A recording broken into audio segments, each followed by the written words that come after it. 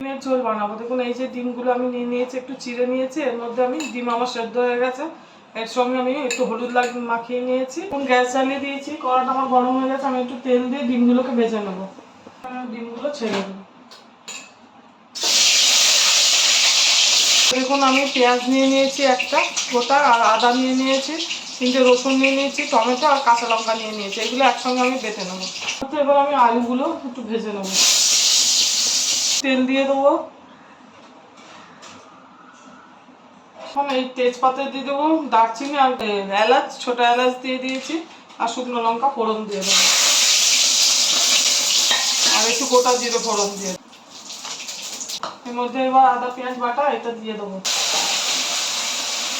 ওটাও দিয়ে দেবো।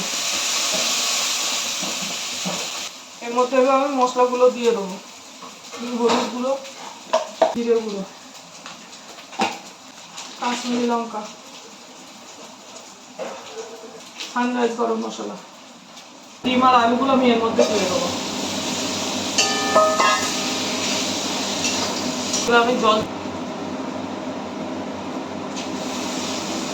এর মধ্যে আমি এখন নুন দিয়ে দেবো। এবার ঢাকা দিয়ে দেবো।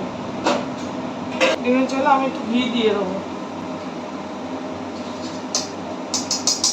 ডিমের ঝোল রান্নাটা আমার হয়ে গেছে, এবার আমি এটা নামিয়ে দেবো।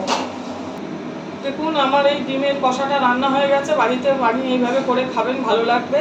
আর আমার চ্যানেলটা লাইক, সাবস্ক্রাইব আর শেয়ার করে দেবেন। আর আমি এটা ডিমের ঝোল বলে ফেলেছি, এটা ঝোল না, এটা ডিমের কষা।